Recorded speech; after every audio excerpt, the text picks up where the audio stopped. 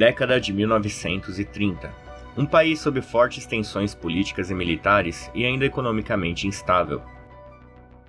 Um país sendo deixado por boa parte de sua população, buscando melhores condições de vida no exterior. Uma população que estava começando a se industrializar, mas com alto índice de mortalidade infantil. Doenças infecciosas e desnutrição eram muito comuns e levavam a muitas mortes.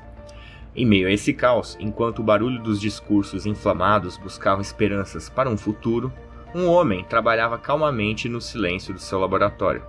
Seu trabalho irá contribuir para inaugurar um novo conceito dentro da medicina preventiva, de alimentação saudável, e se tornará uma das maiores referências dentro da indústria alimentícia, empregando milhares de pessoas em todo o mundo e levando um delicioso remédio preventivo que ajuda a salvar vidas. Seu nome é Minoru Shirota, o criador do Yakult.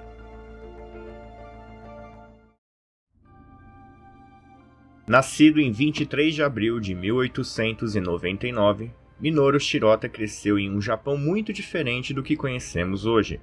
O desenvolvimento do Japão para o que conhecemos hoje estava apenas começando.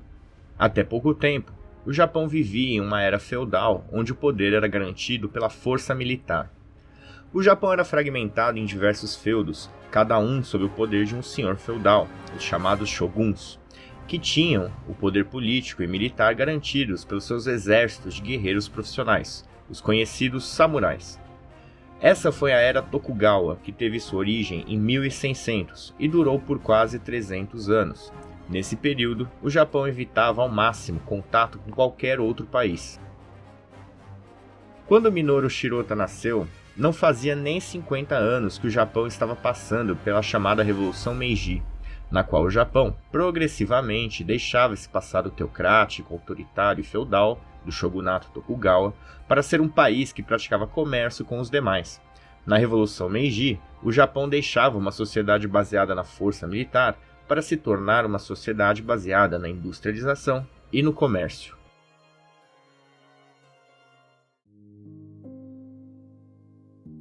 Nesse contexto, nos primeiros anos da década de 1900 e 1910, o jovem Minoru Shirota cresceu com a realidade das mortes causadas pela desnutrição e infecções.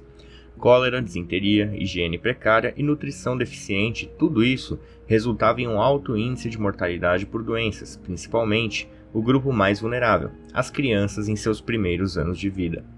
O incômodo com essa realidade permaneceu no jovem Minoru Shirota, inclusive durante sua faculdade.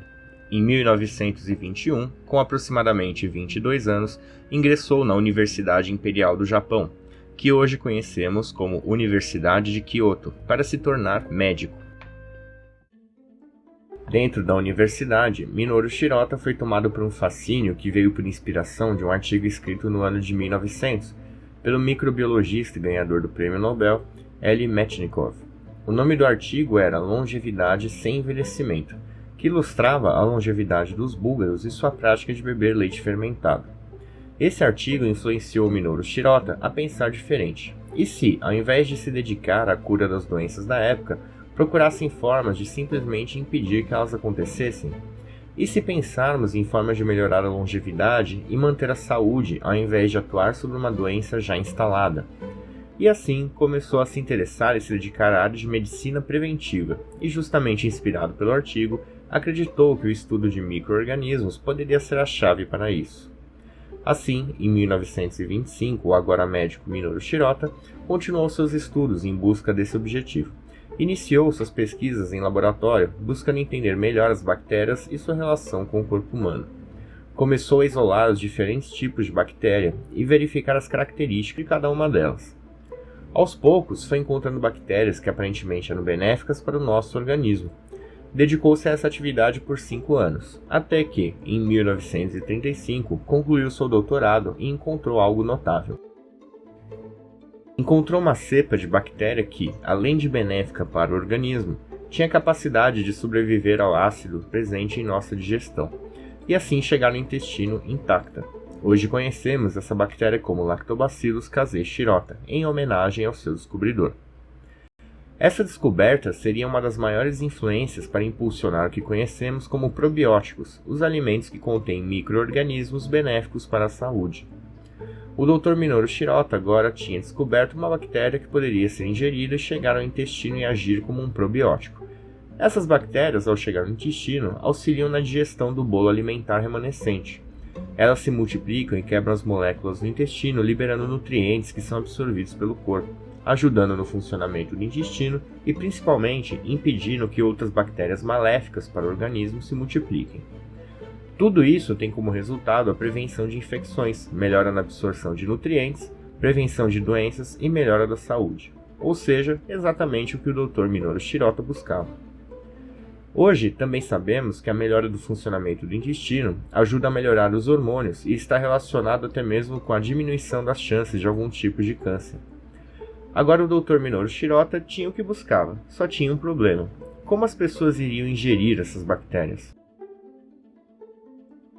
A resposta dessa pergunta veio com uma bebida.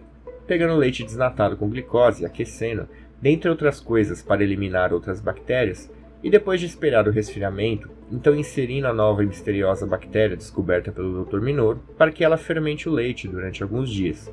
Surge então o que foi chamado de Yakult. Agora que sua invenção estava concluída, o Dr. Minoru se volta para o desafio de como distribuir a sua invenção. Apesar de começar a produção em 1935, a criação da empresa Yakult Honsha só seria concluída 20 anos depois, em 1955, juntamente com o respectivo Instituto de Pesquisa. E agora teríamos outros problemas. O Japão tinha sido devastado pela Segunda Guerra Mundial havia poucos anos e estava se reconstruindo. Quando a empresa Yakult foi fundada, fazia apenas 3 anos que a ocupação americana no Japão havia acabado e o país estava voltando a andar com suas próprias pernas. Muitos desafios estavam presentes, dentre eles a malha logística necessária para a distribuição do Yakult. A pergunta a ser respondida era a seguinte: como garantir a entrega do Yakult para o máximo de pessoas, no máximo de território e pelo menor custo? Era importante responder a essa pergunta, pois o Dr. Minoru não estava preocupado apenas com o futuro da empresa, mas também em cumprir o seu objetivo, melhorar a saúde das pessoas. Não bastava ter o produto se não fosse possível distribuir e garantir que chegasse ao consumidor final por um preço acessível, principalmente em um contexto de pós-guerra. Esse conjunto de valores que até hoje permanecem na companhia Yakult ficaram conhecidos como filosofia do Shirotaismo, que possuem 3 pilares: a medicina preventiva, a longevidade através de intestinos sadios e o custo acessível para todos. A resposta para atender a distribuição por um custo acessível, que visava contornar a pobreza do pós-guerra, incrivelmente também ajudaria a reconstruir o Japão no pós-guerra, empregando milhares de pessoas. A resposta foi as chamadas Yakult Ladies, ou, como conhecemos no Brasil, as moças do Yakult. Mulheres com carrinhos ou bicicletas com compartimentos que deixavam o produto gelado e vendiam de porta em porta para os consumidores.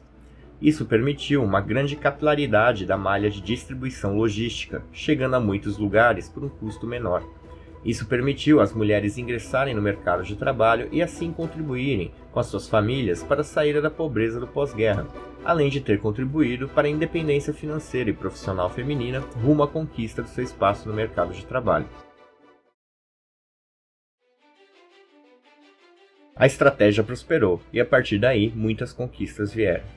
A Yakult, com seu enorme sucesso, começou a se expandir para outros países. O Brasil foi um deles, ação motivada pelo grande número de imigrantes japoneses. Em 1968, o Dr. Shirota veio para o Brasil, inaugurar a fábrica de São Bernardo do Campo, a primeira fora da Ásia. A empresa Yakult se tornou um símbolo de que é possível unir um negócio de sucesso com um produto que ajuda a saúde por um custo acessível, além de empregar milhares de pessoas. Com isso, em 1969, Minoru Shirota foi condecorado pelo governo japonês. O sucesso da Yakult continuou, expandindo de tamanho e criando novas linhas de produtos. Em 2021, a Yakult foi classificada entre as 100 melhores empresas de satisfação do cliente pelo Instituto MESC. Atualmente, possui cerca de 80 mil comerciantes ambulantes de Yakult, sendo 35 mil no Japão e o restante em outros 12 países. Minoru Shirota faleceu em 10 de março de 1982, aos 82 anos de idade. Além de todo o legado deixado, sua história também é inspiradora para futuras gerações que tenham interesse em fazer caminhar de mãos dadas sucesso profissional com a solução de problemas do seu tempo. Gostou da história? Deixa aí nos comentários. Inscreva-se, curta e compartilhe. Vai lá, é de graça e você ajuda bastante o canal. Eu vou ficando por aqui, muito obrigado e até o vídeo da semana que vem.